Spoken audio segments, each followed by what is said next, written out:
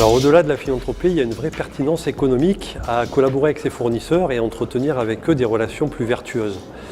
Bien sûr, la philanthropie existe. Je rencontre régulièrement des dirigeants, des créateurs d'entreprises qui veulent réellement être des acteurs positifs de leur environnement, comme ils me le disent parfois. Mais si on s'intéresse à la stricte pertinence économique de ces relations collaboratives que l'on peut développer avec les fournisseurs, eh bien force est de constater qu'elle est réelle. Elle est réelle d'abord parce que la collaboration est devenue pour beaucoup d'entreprises aujourd'hui une nécessité. Une nécessité parce qu'à force d'externaliser, de confier à d'autres ce que l'on faisait avant, on a besoin de ces autres, on a besoin des fournisseurs notamment pour continuer à innover. En fait, on passe d'une logique d'innovation à une logique de co-innovation. Et ça, c'est une chose dont on prend de plus en plus conscience dans les entreprises. Alors parce qu'il faut des ingrédients et que ces ingrédients ne sont pas forcément toujours réunis. Le premier ingrédient, c'est les appétences.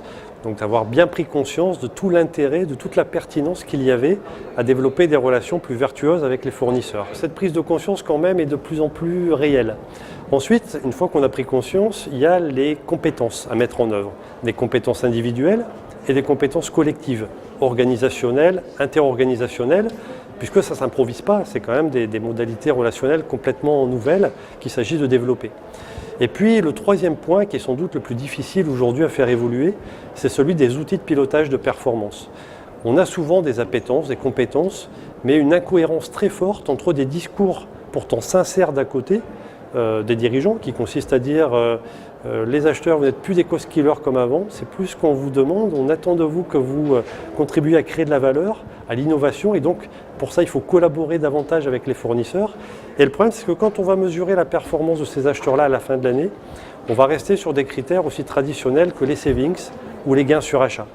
Sans doute des critères indispensables, mais des critères qu'il faut regarder en complément d'autres critères comme par exemple le taux de survie des fournisseurs en période de difficulté, la satisfaction des fournisseurs, la satisfaction des clients internes, etc.